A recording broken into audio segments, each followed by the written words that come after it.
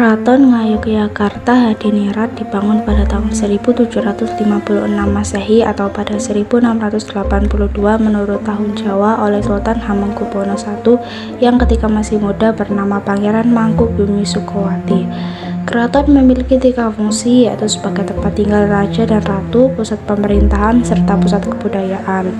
Tentara sekutu yang diboncengi tentara Belanda Nica ternyata berniat ingin kembali berkuasa atas Indonesia.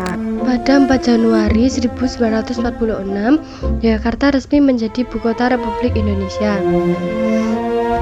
Sistem pemerintah di Yogyakarta yaitu rakyat dan birokrat tetap setia kepada Sultan meskipun Belanda sempat menduduki Yogyakarta sejak tanggal 19 Desember 1948 hingga 29 Juli 1949. Perjalanan Keraton Yogyakarta. 1. Sri Sultan Hamengkubuwono I pada tahun 1755 sampai dengan 1792. 2. Sri Sultan Hamengkubuwono II pada tahun 1792 sampai dengan 1828. Yang ketiga, Sri Sultan Hamengkubuwono III dari tahun 1810 hingga 1814. Yang keempat ada Sri Sultan Hamengkubuwono IV dari tahun 1814 hingga 1822. Sri Sultan Hamengkubuwono V 1823 sampai 1855.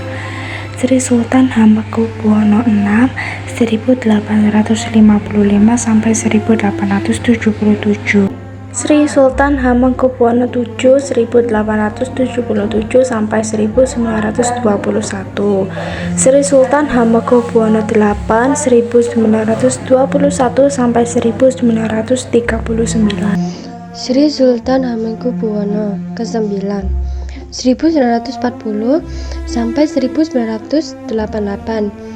Sri Sultan Hamengkubuwono ke-10 1989 sampai sekarang.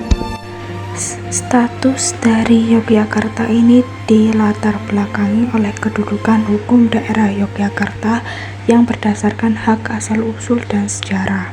Hak asal-usul yang dimaksud adalah hak yang meliputi struktur lembaga, prosedur, pengangkatan dan paksaan pemimpin, dan penyelenggaraan urusan-urusan pemerintahan di wilayah Yogyakarta.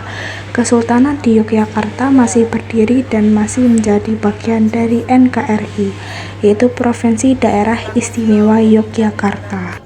Statusnya yang sampai sekarang menjadi sebuah kerajaan menjadikan penetapan kepala daerah Yogyakarta tidak demokratis. Berdasarkan UU Keistimewaan, kepala daerah diangkat dari sultan atau raja yang merajai wilayah Yogyakarta. Berbeda dengan wilayah-wilayah lain yang dipilih secara demokratis melalui pemilihan umum. Wilayah Yogyakarta dipimpin oleh Sultan Hamengkubuwono sebagai gubernur dan Adipati Paku Alam sebagai wakil gubernur ketika ia turun tahta. Untuk kepemimpinan berikutnya jatuh kepada putra mahkota yang ditetapkan raja sebelumnya. D. Bagian utama keraton. 1. Pagelaran dan Setinggi Lor. Area ini digunakan untuk acara resmi yang melibatkan masyarakat umum seperti upacara kerajaan. Bangsal pagelaran adalah tempat sultan memberikan pidato atau arahan. Bangsal Setinggi Lor adalah panggung tinggi untuk sultan mengawasi acara di alun-alun lor. 2. Kamandungan Lor.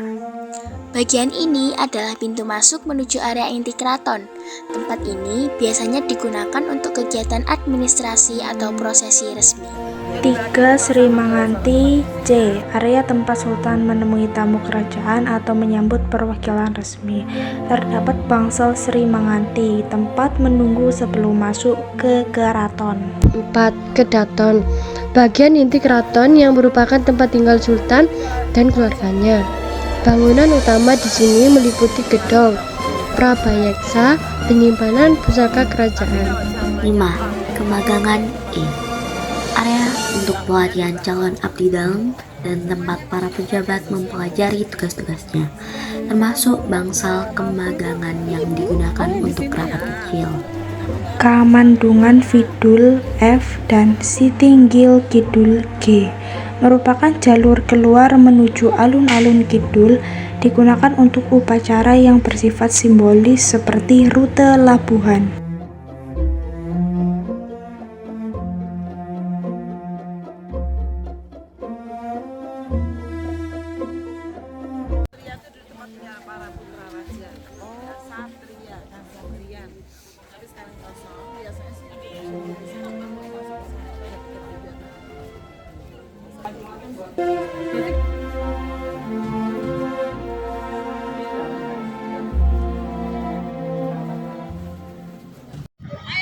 Oke guys, terima kasih sudah menonton vlog kami. Bye. Dah.